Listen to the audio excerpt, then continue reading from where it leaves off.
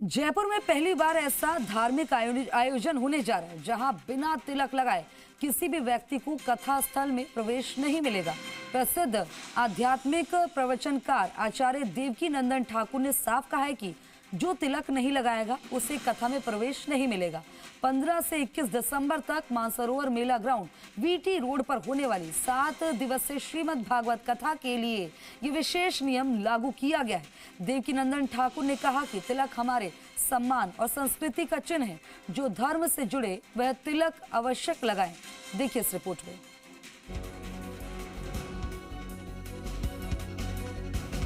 जयपुर में पहली बार किसी धार्मिक आयोजन में प्रवेश के लिए तिलक अनिवार्य किया गया है। मानसरोवर स्थित वीटी रोड मेला ग्राउंड में 15 से 21 दिसंबर तक होने वाली श्रीमद् भागवत कथा में बिना तिलक लगाए कोई भी श्रद्धालु कथा स्थल में प्रवेश नहीं कर सकेगा। यह बात कथावाचक आध्यात्मिक आचार्य देवकी नंदन ठाकुर ने स्वयं जयपुर में की। देवकी नंदन ठाकुर ने कहा कि तिलक हमारी पहचान, संस्कृति और सम्मान का प्रतीक है।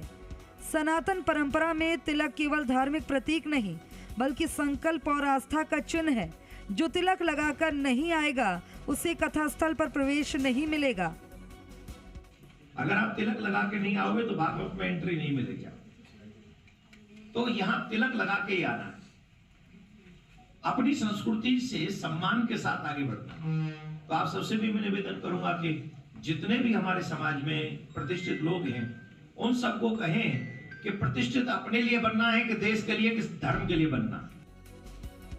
कथावाचक देवकी नंदन ठाकुर ने जयपुर वासियों से आग्रह किया कि कथा में केवल मनोरंजन के भाव से न आए बल्कि संस्कृति का सम्मान करते हुए विधि विधान से शामिल हों। उन्होंने युवाओं से कहा, प्रतिष्ठा अपने लिए नहीं समाज और धर्म के लिए बनाई जाए। यदि धर्म और राष्ट्र सर्वोपरि है तो कथा में शामिल होना चाहिए। मीडिया से बातचीत में उन्होंने इतिहास और वर्तमान परिस्थितियों पर तीखे सवाल उठाए। उन्होंने कहा कि भारत में 2 प्रकार के मुस्लिम हैं। एक वो जो बहुत अच्छे हैं, जो जानते हैं कि उनके पूर्वज सनातनी थे, और दूसरे वो जो राजनीति में रहकर बाबर का विचार जिंदा रखना चाहते हैं। अगर प्रतिष्ठित अपने लिए बनना है तो बने, और अगर प्रतिष्ठित हमें हमारे समाज और देश और धर्म के लिए बनना है तो आने वाली पीढ़ी को प्रेरणा देने के लिए हम सबको एक साथ खड़े होकर 15 तारीख से लेके 21 तारीख तक जो इसमें भागवत कथा होगी जयपुर में, उसमें बढ़ चढ़कर हमको हिस्सा लेना है। बहरहाल बॉलीवुड ने तिलक, कलावा और शिखा को मनोरंजन और ढोंग बताकर संस्कृति को अपमानित किया। उन्होंने कहा कि अच्छी बात यह है कि अब धर्माचार्यों के सही ज्ञान ने लोगों को जागरूक किया है।